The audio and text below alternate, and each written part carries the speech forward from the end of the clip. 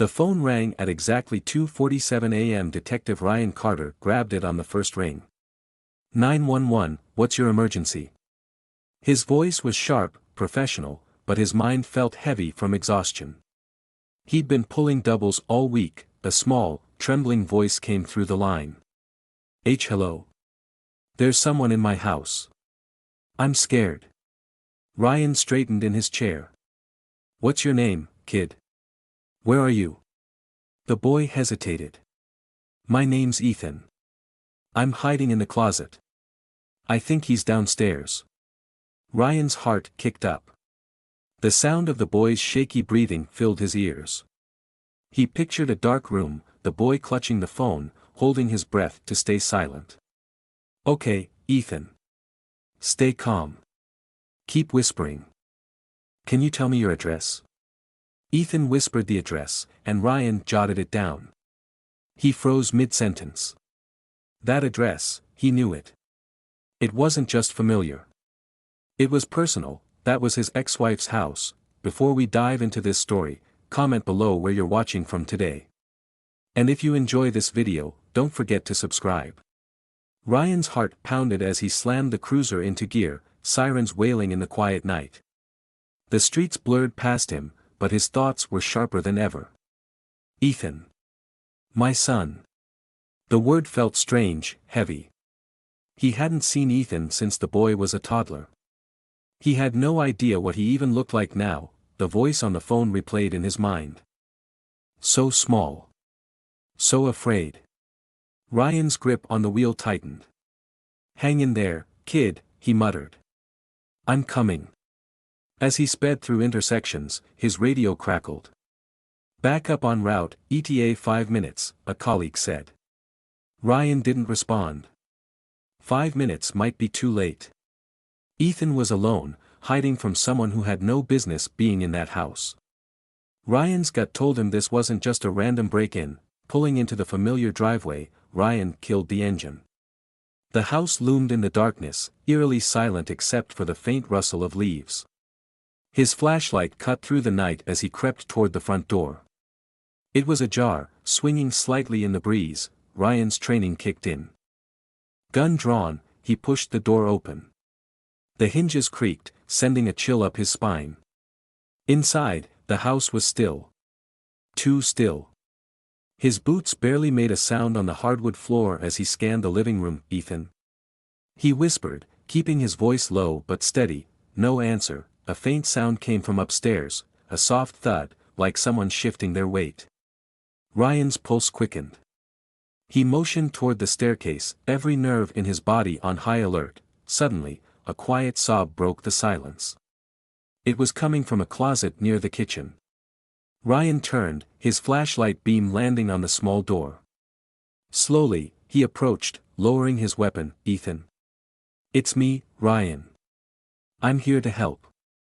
His voice cracked slightly on the last word. The door creaked open, and a small face peered out. Big brown eyes, tear-streaked cheeks. Ryan froze. For a moment, he couldn't breathe. Ethan looked just like he did when he was a baby. Are you really here? Ethan whispered, I'm here, Ryan said, kneeling down.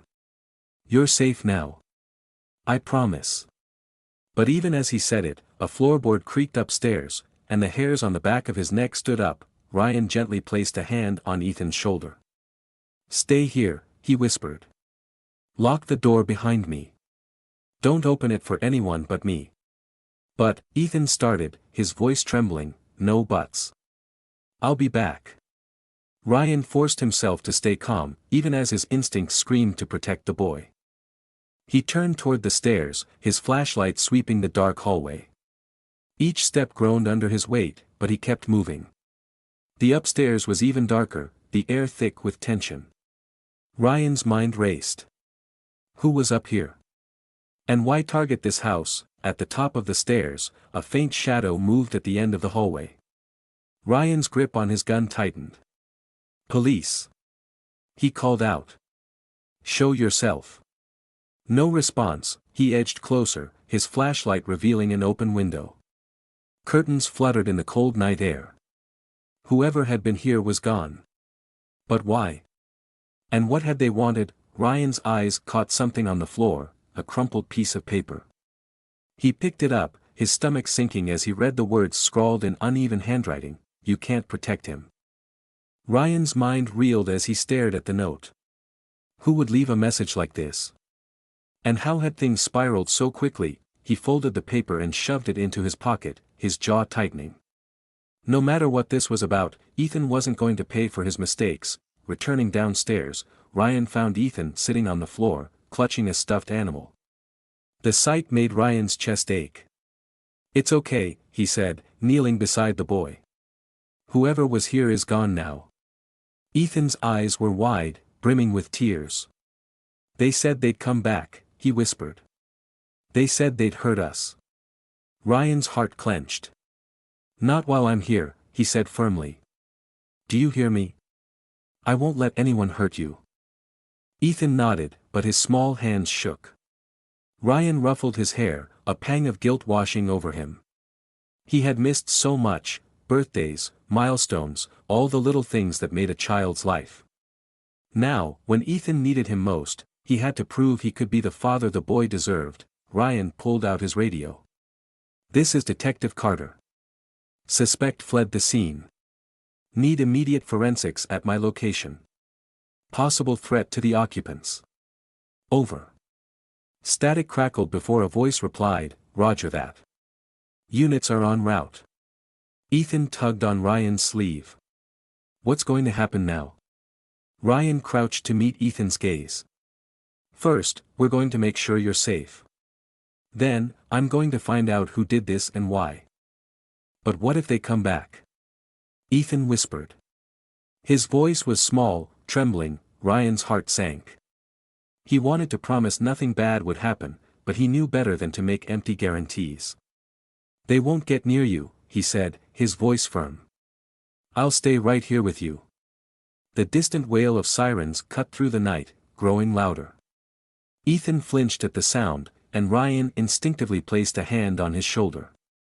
"It's okay, buddy. That's the cavalry." The boy nodded, but his hands remained clenched tightly around the stuffed animal. The officers arrived quickly, fanning out across the property. Ryan briefed them on the situation while keeping one eye on Ethan, who sat curled up on the couch. "Any idea why this house was targeted?" Officer Diaz asked. Ryan hesitated. "Not yet. But this note," he handed Diaz the crumpled paper. Diaz frowned as she read it. "You can't protect him. Sounds personal. Think it's connected to your past cases?" Ryan's stomach churned. He had worked plenty of cases that left people bitter, but none that should have led to this. "It's possible," he admitted. "But I need more to go on." Diaz nodded, scanning the house. "We'll dust for prints and check the surrounding area." Whoever they were, they couldn't have gotten far. As the officers worked, Ryan sat beside Ethan. "I need you to tell me everything you remember, okay? Did you see anything? Hear anything?" Ethan bit his lip. "There was a man. He was in the yard earlier today, just watching the house. Mom said not to worry, but he looked scary." Ryan's jaw tightened. "What did he look like?" "He wore a hat," Ethan said, his brow furrowed. "And he had a big scar on his face." Ryan's mind raced. That description tugged at a memory, something buried deep in his years of chasing criminals. Someone he might have crossed before. Ryan's thoughts spiraled as he tried to place the face Ethan had described. A scar, a hat, he had seen someone like that before. But where? Was this the first time you saw him? Ryan asked carefully. Ethan nodded. "I think so. But Mom's been acting scared too. Even before tonight." Ryan's chest tightened. He had been so out of touch with his ex-wife, Claire, that he hadn't noticed anything wrong. Guilt gnawed at him again. "Where's your mom now?" he asked. "She works late," Ethan said, his voice barely audible. "She was supposed to be home by now." Ryan checked his watch. Claire's absence wasn't just odd, it was alarming. Pulling out his phone, he dialed her number. It rang once. Twice. Then straight to voicemail. "Claire, it's Ryan," he said, trying to keep his voice steady. "Call me back as soon as you get this. It's important." He hung up, his gut twisting. Something wasn't right. Ryan looked at Ethan, forcing a calm smile. "Hey. Don't worry. We'll find your mom." Ethan nodded, but his eyes betrayed his fear. Ryan motioned to Diaz, who approached quickly. "We've got another problem. The boy's mother is unaccounted for. I need someone to track her down." Diaz frowned. "I'll put out an alert." "You think it's connected?" "I don't believe in coincidences," Ryan replied grimly. Diaz nodded and stepped outside to make the call. Ryan sat back down, his mind racing.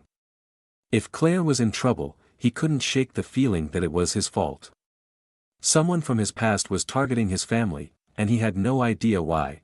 "I don't want to lose her," Ethan whispered suddenly, his voice cracking. Ryan leaned forward, placing a reassuring hand on the boy's shoulder. "You won't," he said. "I promise we'll find her." But deep down, he knew promises like that were dangerous. As the forensic team dusted for prints, one of the officers called out. "Detective! We found something." Ryan crossed the room, Ethan trailing close behind. On the back porch, an officer held up a small black object, a walkie-talkie. "Found it near the tree line," the officer said. "Could belong to the suspect." Ryan examined the device, his brow furrowing. The frequency was set to a private channel. He flipped it on, and static hissed faintly. "Let's get this analyzed," he said, handing it back. "Could be our first real clue." As the officer bagged the evidence, Ryan turned to Ethan. "This is a good sign," he said, trying to sound optimistic. "It means we're getting closer." Ethan looked up at him, his small face etched with worry. "Closer to what?" "To stopping this," Ryan said firmly. "Once and for all." But as the words left his mouth, the walkie-talkie crackled to life, and a chilling voice came through. "You're too late, Detective Carter." Ryan's heart stopped as the distorted voice echoed through the room. Every officer froze, eyes locked on the crackling walkie-talkie. Ethan gripped Ryan's arm tightly, his small fingers digging into his jacket. "Who is that?" he whispered, his voice trembling. Ryan snatched the device, his jaw tightening. "Who are you?" he demanded. "What do you want?" The voice on the other end chuckled, low and menacing. "Oh, detective. This isn't about what I want. It's about what you've taken. And now, it's your turn to lose." Static swallowed the voice before Ryan could respond. "Wait!" he shouted, but the line went dead. The room buzzed with tension as Diaz approached cautiously. "We need to trace that signal. Right now." Ryan nodded, his grip on the walkie-talkie tightening. "Do it. And fast." The officers worked quickly, setting up a portable signal tracer in the living room. Ryan paced the floor, his mind racing. That voice, something about it felt familiar, like a ghost from a case he couldn't quite remember. "Signals bouncing off multiple towers," one officer said, squinting at the monitor. "Whoever this is, they know how to cover their tracks." Ryan clenched his fists. "Keep at it. We need a location." Ethan sat quietly on the couch, hugging his stuffed animal. Ryan knelt beside him, forcing himself to sound calm. "Hey, buddy. You're doing great. I know this is scary, but I need you to stay brave for me, okay?" Ethan nodded, but tears welled in his eyes. "Is this my fault?" he asked softly. "Did I do something bad?" Ryan's chest tightened. He placed a hand on Ethan's shoulder. "No, Ethan. None of this is your fault. It's my job to fix this, and I will. I promise." Before Ethan could respond, the officer called out, "We've got something." Ryan bolted to the monitor. "What do you have?" The officer pointed at the screen. "Signals originating from an abandoned industrial park on the outskirts of town. It's not far, but it's a big area. Could be a trap." Ryan's jaw tightened. "Then we'll spring it." Diaz, get a team together. I'm going. Diaz frowned. You sure that's a good idea? If this is personal, they might be waiting for you. That's exactly why I need to be there, Ryan replied. Ethan tugged at his sleeve. You're leaving. Ryan crouched down. Just for a little while. I need to make sure everything's safe. Officer Diaz will stay with you, okay? Ethan nodded reluctantly, clutching his stuffed animal. Be careful, Dad. Ryan's heart clenched. I will, he said, ruffling Ethan's hair, as he headed for the door, the chilling words from the walkie-talkie replayed in his mind. Now it's your turn to lose. The drive to the industrial park felt like an eternity. The city lights faded, replaced by the eerie shadows of overgrown trees and crumbling buildings. Ryan gripped the steering wheel, his knuckles white. Every instinct screamed that he was walking into danger, but he couldn't stop. Team Alpha, in position, Diaz's voice crackled over the radio. Ryan parked his car, scanning the darkened landscape. Team Bravo, move to the east side. Watch for any movement. He stepped out, the cold night air biting at his skin. The industrial park loomed before him, silent and foreboding. Broken windows glinted like jagged teeth, and the faint smell of rust lingered in the air. As Ryan moved cautiously toward the main building, his flashlight cut through the darkness. Each creak of metal and crunch of gravel set his nerves on edge. Then, a faint sound stopped him in his tracks, a child's cry. The cry was faint, almost swallowed by the wind, but unmistakable. Ryan's pulse quickened. Did anyone else hear that? He whispered into his radio. Negative replies came back, but Ryan knew what he'd heard. He tightened his grip on his flashlight and moved toward the sound. The building loomed ahead, its doors hanging ajar.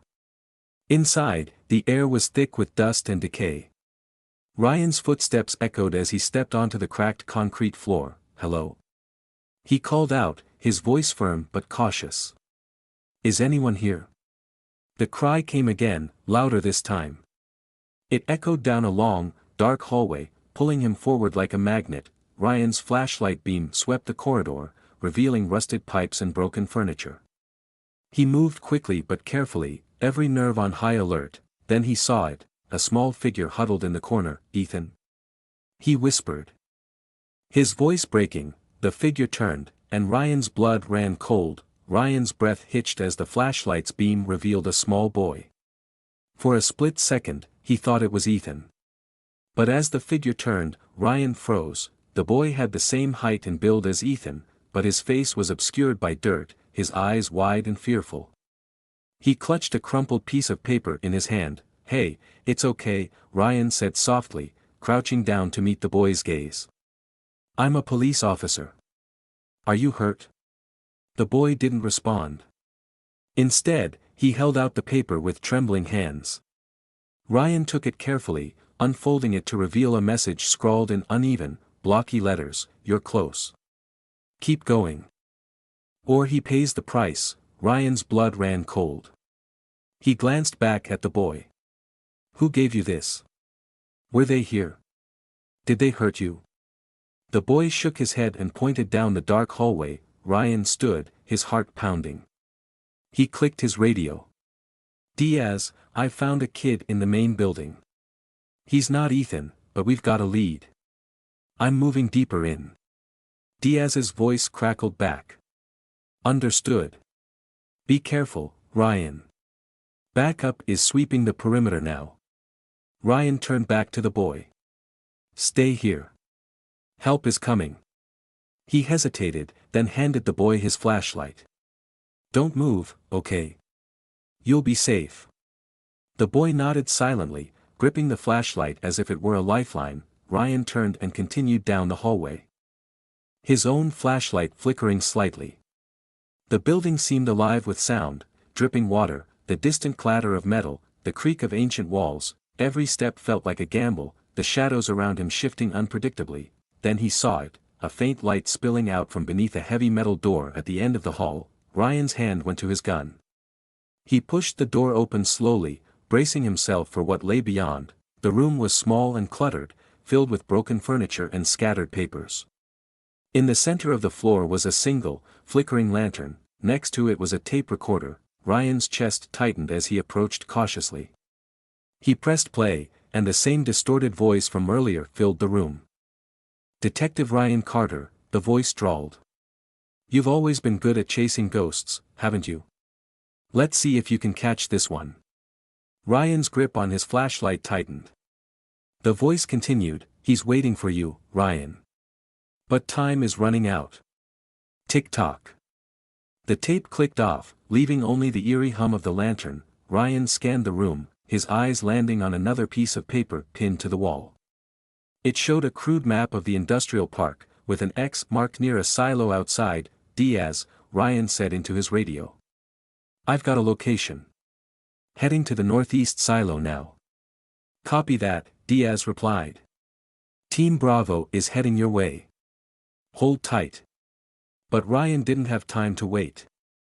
His son was out there, and the clock was ticking. Ryan moved quickly, his flashlight bouncing as he navigated the maze of broken-down machinery and rusting metal.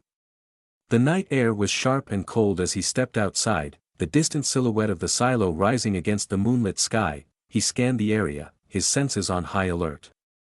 Every shadow felt alive, every sound amplified.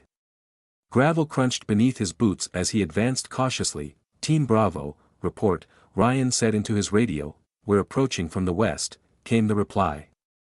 "No movement so far." As Ryan neared the silo, a faint sound reached his ears, a rhythmic tapping, like metal against metal. He followed the sound, his pulse quickening.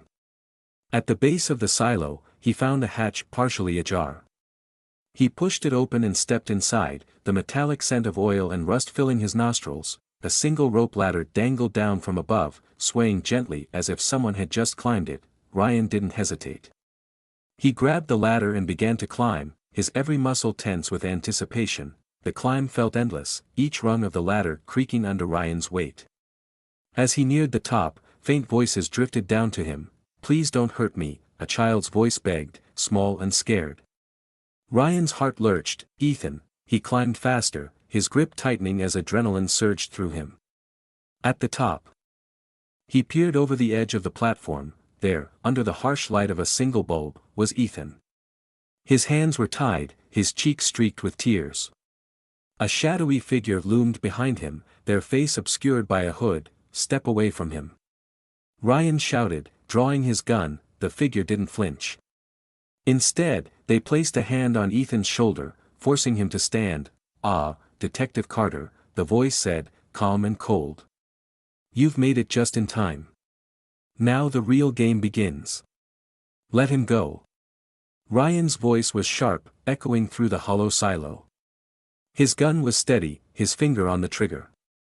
The hooded figure chuckled, their grip on Ethan firm.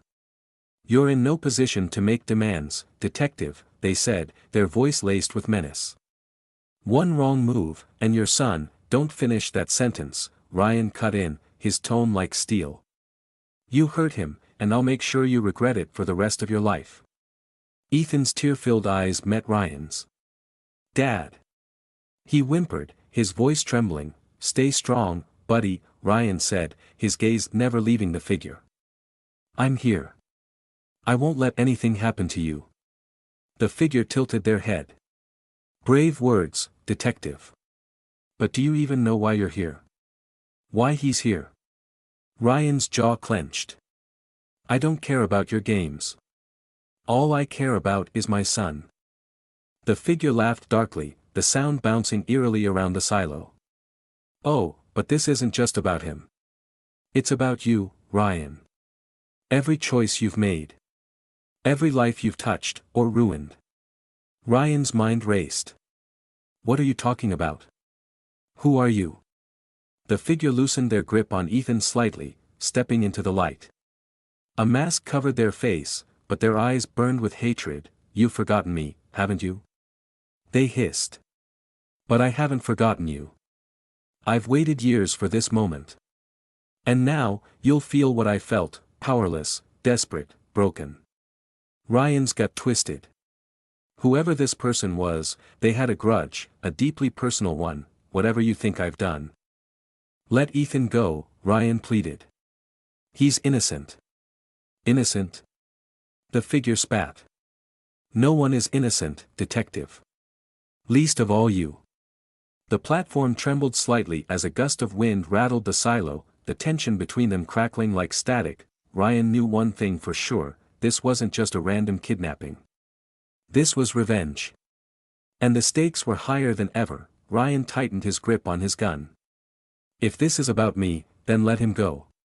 Take me instead. The figure's eyes narrowed. Oh, it's always been about you, Ryan. But taking you would be too easy. No, I want you to suffer. To watch. Ethan sobbed, struggling against the ropes. Dad, don't leave me. Ryan's heart shattered. But he kept his composure. Listen, he said, his voice low and steady. You don't have to do this. Whatever I did to hurt you, I'm sorry. But Ethan, he's just a kid. He doesn't deserve this. For a moment, the figure hesitated. Their hand faltered, their grip on Ethan loosening. Ryan saw his chance. You're not a monster, Ryan continued, his tone softer now. You're angry, and you have every right to be. But don't let that anger control you. Let him go, and we can talk. Just you and me. The figure looked at Ryan, their eyes flickering with uncertainty. Talk. They repeated, almost mockingly. You think talking will fix this? No, Ryan admitted. But it's a start. The figure stepped back. Their grip on Ethan weakening further. Ryan's heart leaped with hope, but he didn't let it show. You have one chance, detective, the figure said. If you take another step closer, it's over. Ryan nodded, lowering his gun slightly. I'll stay right here. Just let Ethan go. The figure's breathing grew heavier, their indecision evident. The silence stretched, every second feeling like an eternity. Suddenly, the figure pulled a knife from their pocket, cutting the ropes around Ethan's wrists. Run to your father, they growled. Ethan hesitated for only a second before bolting toward Ryan, tears streaming down his face. Ryan dropped his gun and caught Ethan in his arms, holding him tightly. I've got you, buddy. I've got you. But before Ryan could take another breath, the figure spoke again. Don't think this is over, detective, they warned. You may have won tonight, but the game has just begun. With that, they stepped backward into the shadows, disappearing before Ryan could react. Ryan held Ethan tightly, his heart pounding as if it might burst from his chest. The distant sound of Diaz and the backup team approaching provided a small sense of relief. Are you okay, Ethan? Did they hurt you? Ryan asked, his voice trembling. Ethan shook his head but clung to Ryan like a lifeline. I was so scared, Dad. They said you wouldn't come. Ryan swallowed hard, brushing a hand over Ethan's messy hair. Don't you ever believe that, son. I'll always come for you. Always. The sound of boots on gravel snapped Ryan's focus back to the present. Diaz appeared at the base of the ladder, flashlight in hand. Ryan. We're here. Is he okay? He's safe, Ryan called down. But the suspect got away. As the team escorted Ryan and Ethan out of the silo, questions began to flood Ryan's mind. Who was this figure? What had he done to spark such hatred? Diaz fell into step beside him.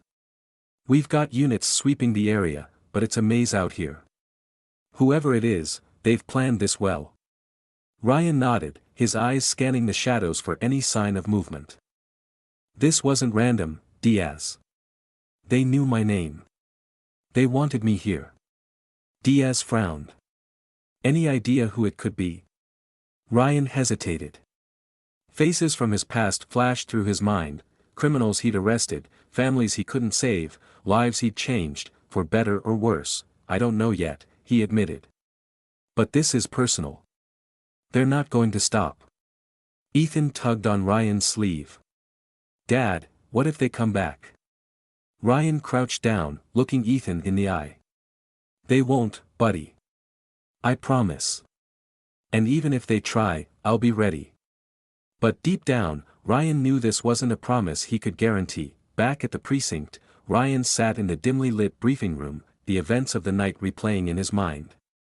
Ethan was safe at home with his mother, but Ryan's work was far from over. Diaz entered, carrying a file.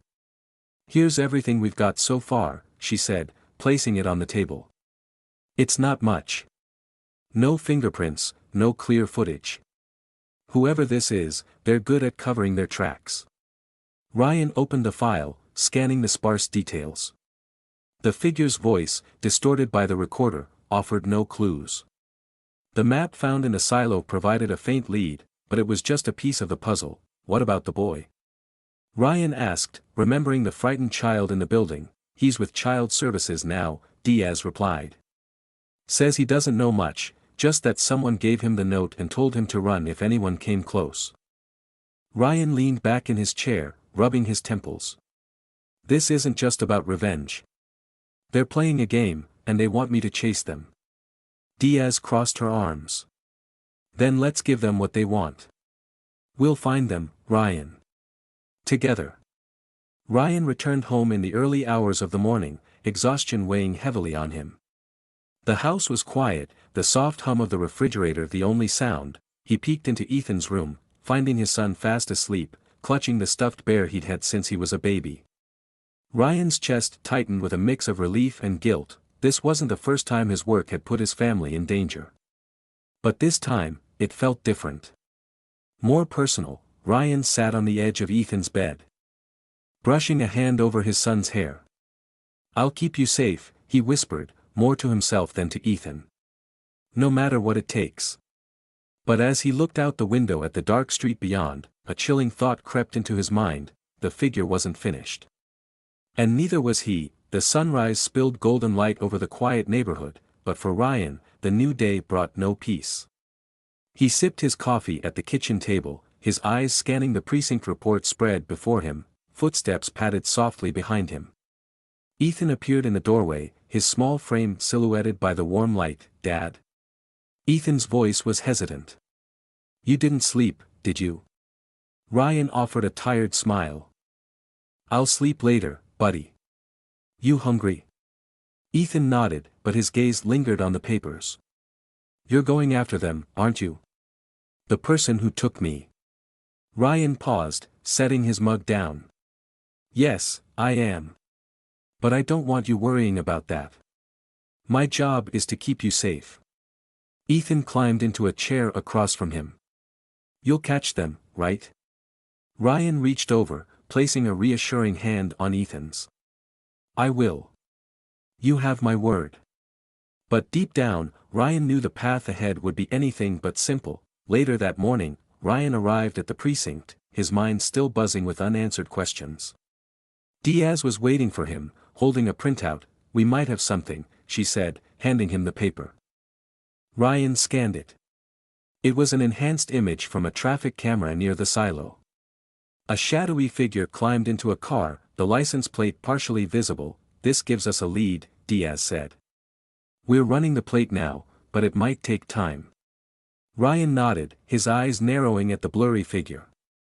"They underestimated us. We'll track them down."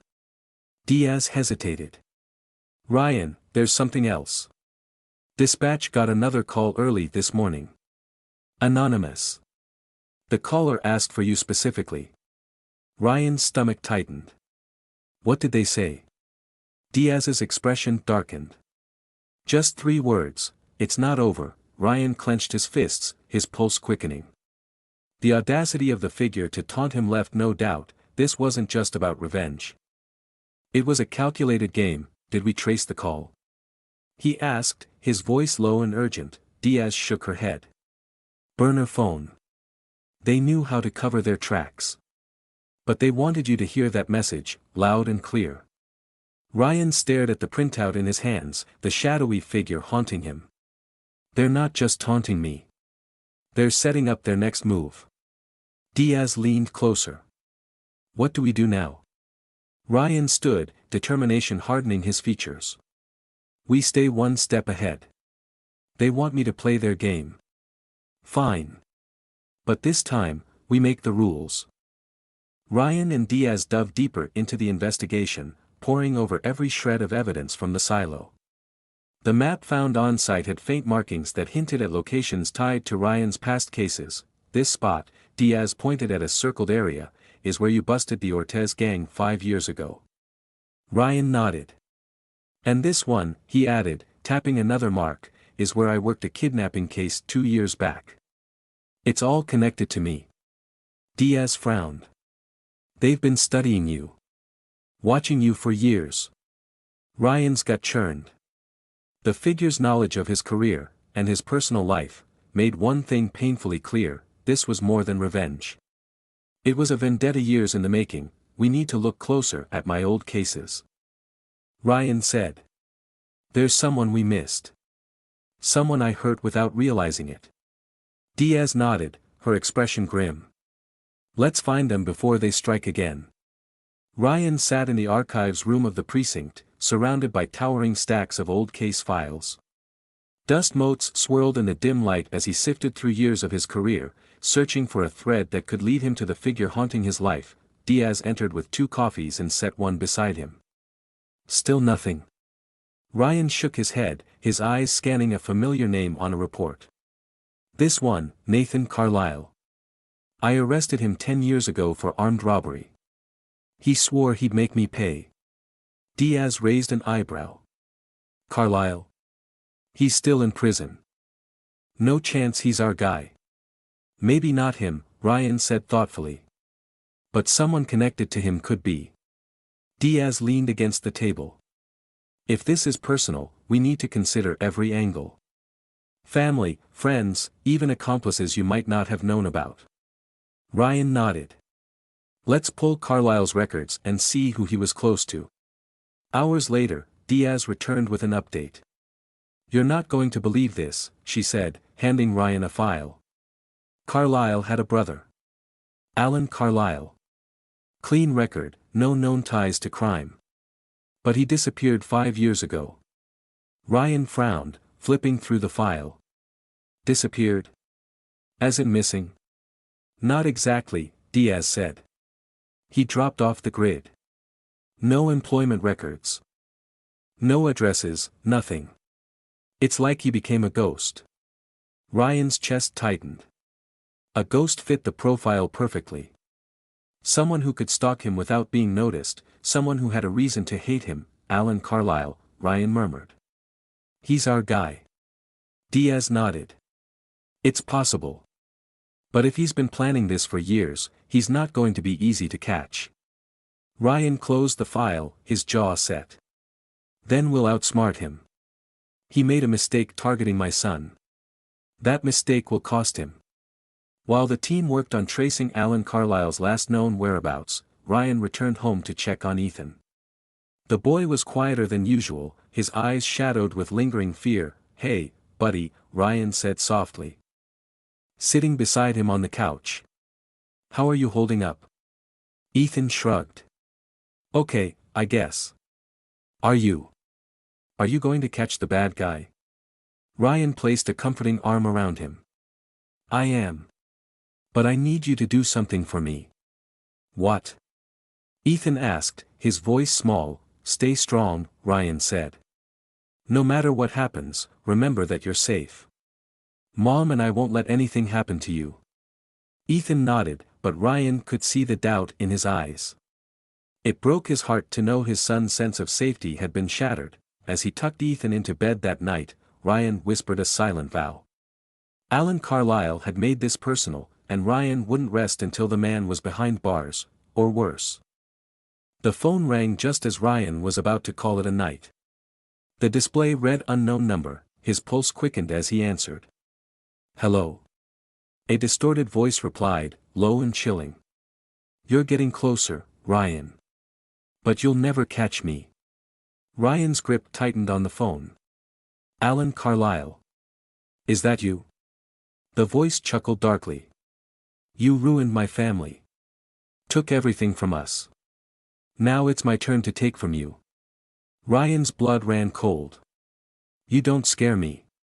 I'm going to find you. We'll see, the voice said. Your next clue is waiting. If you're brave enough to follow it. The line went dead, leaving Ryan staring at the phone in silence. His instincts told him this wasn't just another taunt. It was a challenge, and the stakes were higher than ever. Ryan's heart pounded as he stared at the phone, still gripped in his hand. The voice on the other end was calm, almost too calm, as if Alan Carlisle had been waiting for this moment for years. Diaz was the first to arrive at Ryan's house that morning. I pulled a few strings and tracked down the last known location of Alan Carlisle's phone. It's pinging from an old warehouse outside town. Ryan didn't hesitate. We go now. Ryan and Diaz arrived at the warehouse just before sunrise. The area was quiet, deserted, and the sound of their footsteps echoed ominously off the metal walls. This is it, Ryan whispered, his eyes scanning the shadows. This is where he's hiding. Diaz's voice was low, urgent. Be careful, Ryan. This guy's unpredictable. He's had years to plan his revenge. Ryan nodded, his fingers tightening around his gun. He made a mistake, though. He's underestimating me. And I won't let him hurt anyone else. They crept toward the building's entrance, the heavy door creaking as they slowly pushed it open. The interior was dim, filled with crates and abandoned machinery. Inside the warehouse, the air felt thick with tension. Ryan's senses were on high alert, every creak of wood or metal making his muscles tighten. He and Diaz moved silently, checking each corner, their breaths shallow. Then, a voice echoed from the darkness. Well, Ryan. Alan's voice, smooth and cold, sent a chill down Ryan's spine. I knew you'd come. You always do. Ryan's grip on his gun tightened. This ends now, Alan. You've terrorized my family long enough. Alan stepped into the faint light, his figure almost ghostly in the shadows. It's never really about you, Ryan. It's about what you took from me. What you destroyed. Ryan's jaw clenched. You can't undo the past. You have to face what you've done. Alan sneered. I'll face it on my own terms. Alan's figure shifted suddenly, and Ryan felt the weight of the moment. This wasn't just a criminal to catch, this was a man who had been planning his vengeance for years. Diaz's voice cut through the tension. Ryan, look out. Before Ryan could react, a sharp crack echoed through the warehouse. A shot rang out, striking the ground near Ryan's feet. He dived to the side, rolling behind a stack of crates. Alan's laughter echoed in the darkness. You think you can stop me? This is just the beginning. Ryan's breath came fast, his heart racing. He wasn't going to let Alan escape again. Ryan and Diaz exchanged glances, both understanding the gravity of the situation. Alan wasn't going to be taken down easily. He was desperate enough to put everyone in danger. The chase through the warehouse was relentless. Alan darted between crates and shadows. His movements swift and unpredictable. Ryan and Diaz kept their distance, their eyes scanning every corner. Suddenly, Alan appeared at the far end of the building, silhouetted by a faint light. You're too slow, Ryan, Alan taunted, his voice echoing through the space. Ryan wasn't backing down. He aimed his gun at Alan, his voice steady. End of the line, Alan. Alan grinned. We'll see about that. Without warning, he dashed into the darkness, and the chase resumed. Ryan's pulse raced as he chased Alan deeper into the warehouse, but something about Alan's movement seemed off. There was a pattern. He was running toward something specific. Diaz, he's heading toward the back exit. Ryan said, realization dawning on him. Diaz nodded, already turning to head that way. Let's trap him. Ryan followed close behind, his thoughts racing. If this was the endgame, Alan would make a final move soon. I have to be ready. They reached the back exit, and Alan's voice echoed from the shadows. You'll never get me, Ryan. Not this time. But this time, Ryan was ready. Alan's figure emerged from the shadows, gun raised. Time seemed to slow as the barrel of the weapon pointed straight at Ryan. Ryan's mind raced, his body reacting on instinct. He dove to the side as a shot rang out, the bullet grazing his arm. He winced in pain but pushed forward, his eyes locked on Alan. This was it. The moment he'd been waiting for. With a quick, precise movement, Ryan aimed his gun. "Drop it, Alan." Alan's eyes narrowed, his hand twitching at his side. "You don't get to tell me what to do." The standoff lasted only a moment. Then, with a flash of movement, Alan turned and bolted into the shadows. Ryan gritted his teeth, his hand still on the gun. "He won't get away again. I'll end this tonight." Diaz stepped beside him, her eyes sharp. "We'll catch him. Just don't do anything reckless." Ryan nodded, but his mind was already working out the next steps.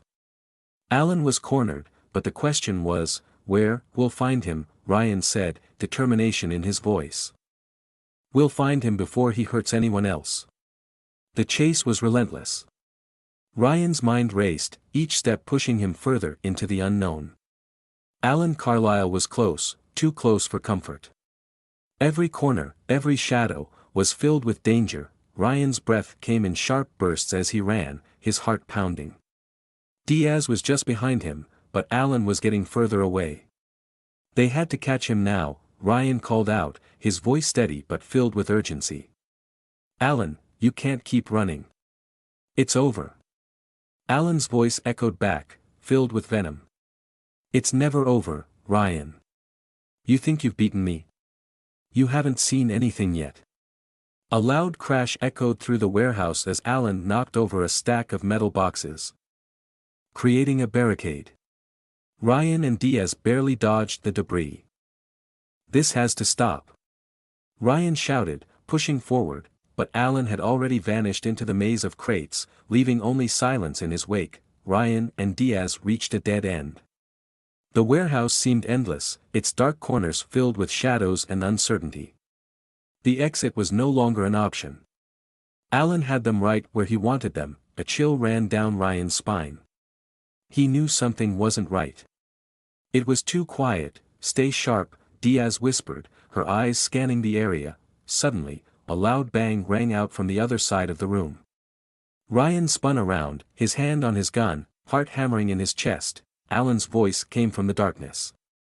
"You think you've got me cornered, but you're the ones trapped now." Ryan's eyes darted around the room. Alan was playing his final hand, and Ryan had no choice but to take the risk. Ryan's body tensed as he heard Alan's footsteps approaching, the sound growing louder with each passing second. It was now or never. He motioned for Diaz to take cover behind a large crate while he positioned himself near a stack of metal barrels. He could hear Alan breathing, his footsteps slow but deliberate. Ryan's mind was racing. He couldn't let Alan escape again. He had to make this count. Then, Alan stepped into the open, his silhouette barely visible against the dim light. "You're too late, Ryan," Alan spat, his voice full of hatred. Ryan didn't hesitate. He aimed his gun, his voice firm. "It ends now, Alan." But Alan's response was a flash of movement, and before Ryan could react, a sharp pain shot through his shoulder. He gasped, stumbling back. "Gotcha," Alan said with a twisted grin. Ryan's mind was clouded with pain, but his instincts remained sharp. He couldn't let Alan win, not after everything. He forced himself to stand, gripping his shoulder to staunch the bleeding. Diaz was already on the move, drawing her own weapon as she advanced from the shadows. "Ryan, stay down," Diaz shouted. "We've got this." But Ryan knew better. This wasn't just a shootout, it was personal. He had to stop Alan himself. "Don't let him get away," Ryan growled. His voice hoarse. Alan sneered from the shadows. "You think you're the hero, huh? You're just as much a villain as I am." The words hit Ryan harder than any bullet. But there was no time for doubt. He couldn't let Alan's twisted reasoning stop him from finishing this. Ryan's body screamed in protest, but he pushed forward, ignoring the pain. Every step was agony, but he knew he couldn't let Alan get away again. Diaz kept close, watching his back. "We need backup," she shouted, but Ryan shook his head. "No time," he gritted through clenched teeth. "We do this now." He heard Alan's laugh echoing from the shadows. "You think you can beat me, Ryan? I've already won." Ryan's fingers tightened around his gun as he approached the corner. Alan was close. Too close, enough games, Alan. Ryan shouted, stepping out from the cover and facing Alan head-on. Alan's eyes flickered with surprise, but it quickly turned to rage. "You're making a mistake, Ryan." Ryan didn't hesitate. He fired, the shot rang out, louder than Ryan's heartbeat. Alan staggered, his eyes wide in shock. His gun clattered to the floor, and for the first time, there was silence. Alan's hand reached for his side as blood began to seep through his clothes. He collapsed to the ground, his breathing ragged. Ryan's pulse raced as he approached cautiously. "It's over, Alan." Alan's lips curled into a bitter smile, despite the blood. "You may have stopped me, Ryan. But you can never undo what's been done." Ryan's voice was steady, but his heart ached. "No, Alan. This ends now. For all of us." As the sirens grew louder in the distance, Ryan knew this nightmare was finally over. But the cost had been high, and the scars would remain long after the fight had ended. The sound of sirens pierced the air, growing louder with each passing second. Ryan stood frozen, his gun still in his hand, his heart heavy with the weight of what had just happened. Alan Carlisle was on the ground, bleeding, his life slipping away. Diaz rushed over to him, checking his vitals. "He's not dead yet, Ryan. We need to keep pressure on the wound until paramedics get here." Ryan nodded, but he couldn't bring himself to move. His mind replayed the moment over and over, the final shot, Alan's twisted grin, his last words.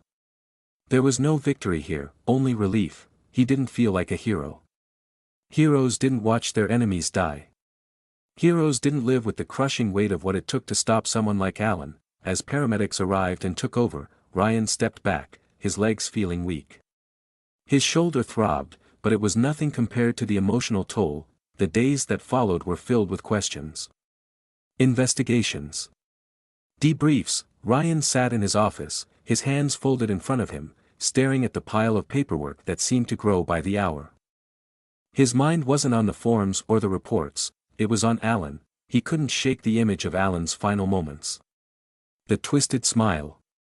The way Alan had seemed almost at peace, even as everything was falling apart around him. "Are you okay?"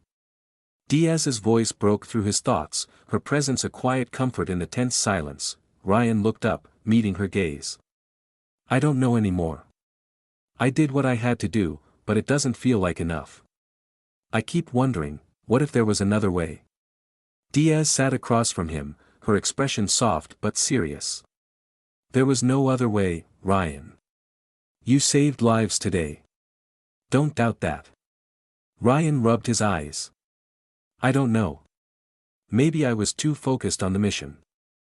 Maybe I missed something along the way." Diaz sighed, but her voice was steady. "None of us have all the answers. But you did the right thing.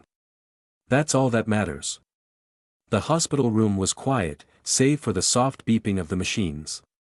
Ryan stood by the window, watching the sun dip below the horizon, the golden light spilling across the city. His thoughts drifted to his family.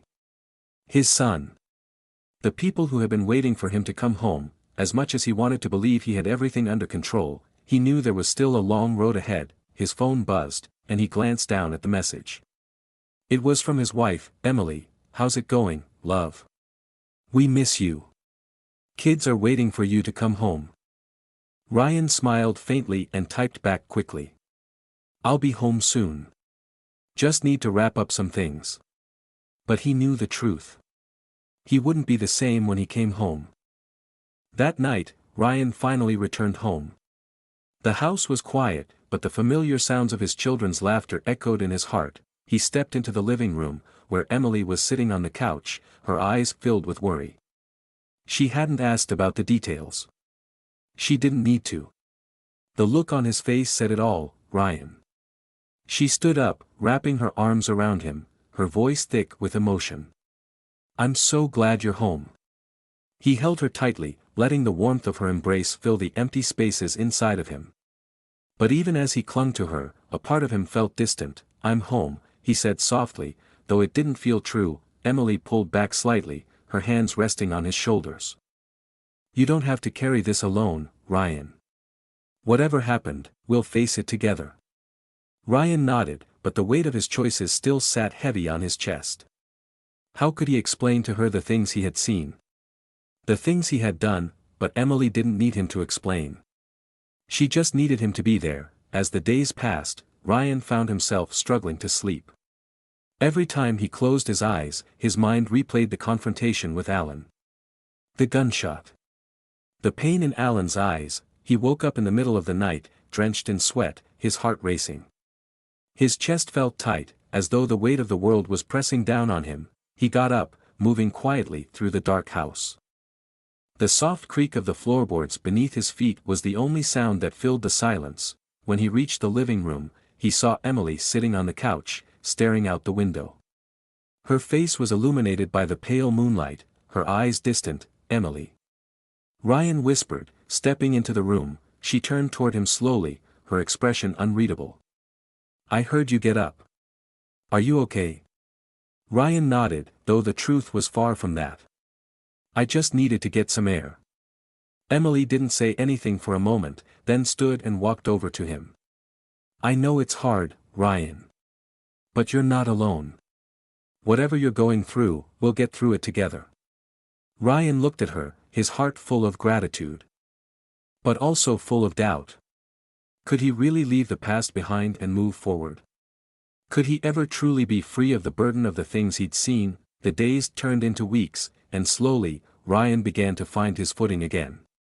The nightmares didn't disappear entirely, but they became less frequent. The weight on his shoulders lightened, little by little. It wasn't easy, and there were days when the memories felt overwhelming. But every day, he chose to fight back against them. He chose to be present for his family, to be the father and husband they needed him to be. One afternoon, Ryan took his son, Liam, to the park.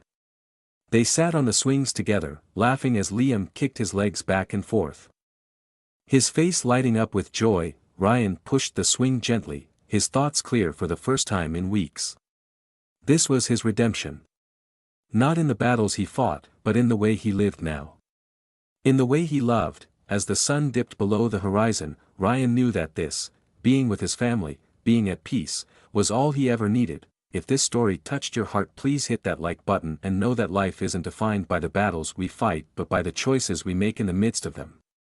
Ryan, like all of us, faced moments of doubt, fear, and overwhelming pressure, yet he had the power to choose how to move forward, whether to be consumed by the darkness or to fight for the light. In times of struggle, it's easy to feel like we're trapped or lost. But just like Ryan found peace with his family, we too can find hope when we choose to look for it. The hardest moments often lead to the greatest growth, but it's up to us to make that choice. Every day, we face choices: how we react to challenges, how we treat others, and how we choose to see the world. It's not always easy, but in those choices lie the moments that shape us into the people we are becoming. What choices are you making today? Are you choosing to face your struggles with hope, or letting them define you? Remember, you have the power to decide. The choices you make in this moment will create the future you live. Don't let fear or doubt steal your strength. Embrace it, and move forward with courage.